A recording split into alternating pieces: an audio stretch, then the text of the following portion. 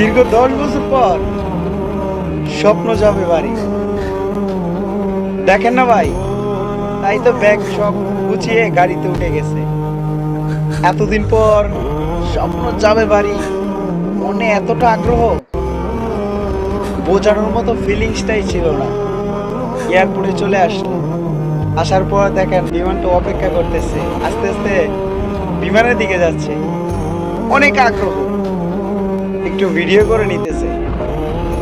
বিমানে ওঠার পর দেখেন না ভাই, একটা ফিলিংস, দীর্ঘ 10টা বছর পর ফ্যামিলির সবাইকে দেখতে পারবে, এরকম একটা ফিলিংস একমাত্র প্রবাসী ভাই যারা আছে তাদেরই থাকে। এয়ারপোর্টে যখন নামলো, নামার পরে তার কিছু ছোট ভাই ব্রাদার আছে, তাদের সাথে সাক্ষাৎ হয়ে গেল। তারা তো জড়ায় দুইটা মহা খুশি। দেখেন না ভাই, একে একে সবাই জড়ায় ধরতেছে, সে ভিডিও করতেছে। এখন বাকি আত্মীয় স্বজন যারা আছে তাদেরকে দেখার পর দীর্ঘদিন পর নিজের এলাকাটা চোখের মধ্যে পড়ার প্রশান্তিটাই ভাই আলাদা। দেখেন না, মন ভরে ভিডিও করতেছে, দৌড়ায় যেতেছে। এখন দেখেন দৌড়ায় যেতেছে দীর্ঘদিন পর। দেখেন না কি করতেছে রে ভাই, মারে গিয়ে জড়ায় ধরছে দৌড়াইয়া। মা তো ছেলেকে দেখা মহা খুশি। এদিকে আবার দেখেন ছোট একটা বোন,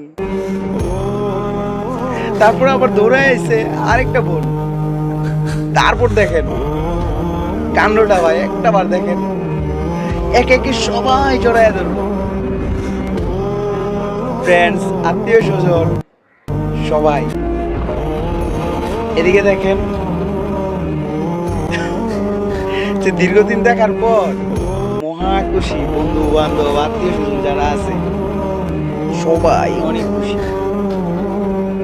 আসলে ভাই এরকম ফিলিংসটা শুধু প্রবাসীদের দ্বারাই হয়, যারা দীর্ঘদিন পর প্রবাস থেকে আসে, আইসা বাড়িতে আসে।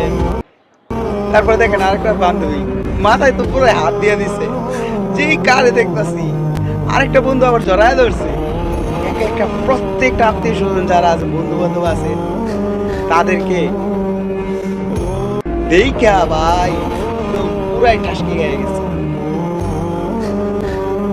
আসলে ভাই এই ফিলিংসটা শুধু প্রবাসী যারা আছে তাদের দ্বারাই সম্ভব।